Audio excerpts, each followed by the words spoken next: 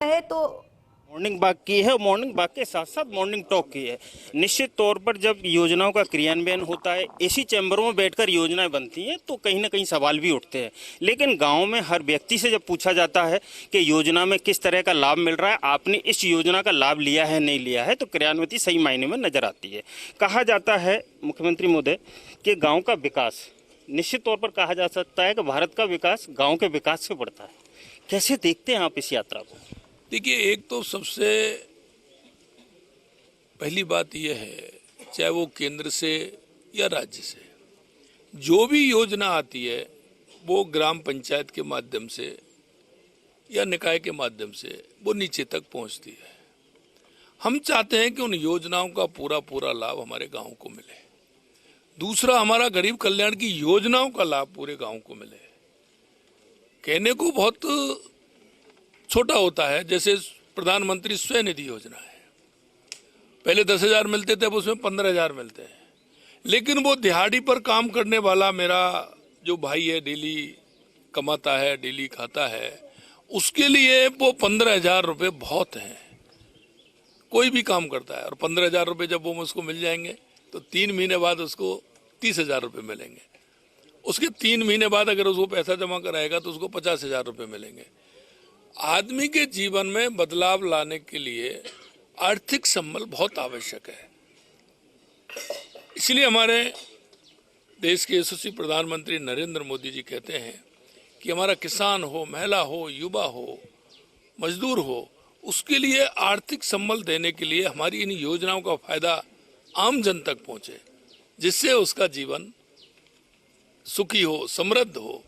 और इस समृद्धि के लिए लगातार आप देख रहे हैं, चाहे हमारी बहनें हो राजीविका के माध्यम से, किसान हो, किसान को खेती में हर योजना में हम अनुदान भी देते हैं और योजना का लाभ किसान तक पहुंचे, इसकी भी चिंता करते हैं। आधुनिक युग में निश्चित तौर पर सीसीटीवी कैमरे से निगरानी की जाती है।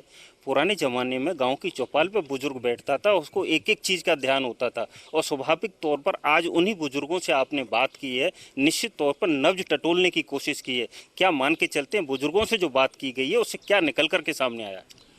देखिए, हम बुजुर्गों से भी बात कर रहे हैं, माता बहनों से भी बात की है, युवाओं से भी बात की है। क्या है कि युवाओं के मन में एक भाव पैदा हुआ है इन दिनों में,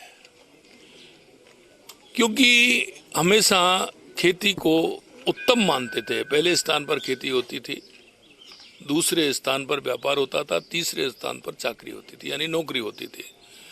लेकिन लोगों के मन में ये भाव आ गया कि अब ये जो खेती है ये तीसरे नंबर पर चली गई और नौकरी पहले नंबर पर आ गई। हम चाहते हैं कि हमारा किसान समृद्ध हो, हमारा युवा अपने पैरों पर खड़ा हो, तो स्वरोजगार उसको मिले। गाँव से संबंधित क्या रोजगार हम दे सकते हैं, उसके लिए हम प्रयासरत हैं। और इस ग्राम के माध्यम से हम चाहते हैं कि हमारे गांव के युवा को गांव में, उसी तहसील में, उसी जिले में उसको रोजगार मिले, जिससे वो परिवार के साथ भी रहे, आत्मनिर्भर भी बने, आर्थिक संबल भी उसको मिले। इसके लिए लगातार हम काम कर रहे हैं।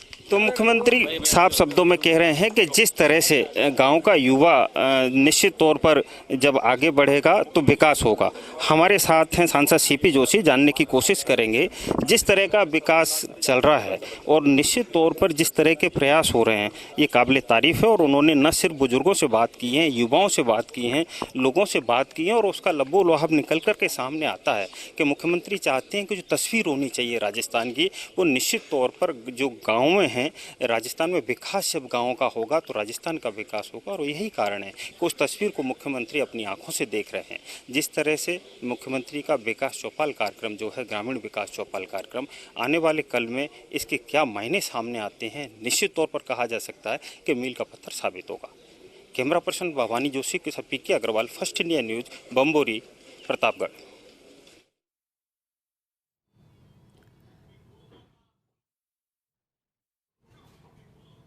बिल्कुल, जैसा कि आपने देखा भी कि फर्स्ट इंडिया से एक्सक्लूसिव बातचीत में मुख्यमंत्री भजनलाल शर्मा ने बताया कि किस तरह से जो ग्राम की अवधारणा है, ग्राम 2026 की जो अवधारणा है, उसको किस तरह से साकार किया जाएगा और उसके लिए ग्राउंड जीरो पर पहुंचना कितना जरूरी है, आम व्यक्ति से मिलना जुलना कितना जरूरी है, उनकी बातों को सुनना कितना जरूरी है, उनकी समस्याओं का समाधान कितना जरूरी है। तो एक्सक्लूसिव बातचीत फर्स्ट इंडिया से मुख्यमंत्री भजनलाल शर्मा ने करी, अपना विजन उन्होंने बताया।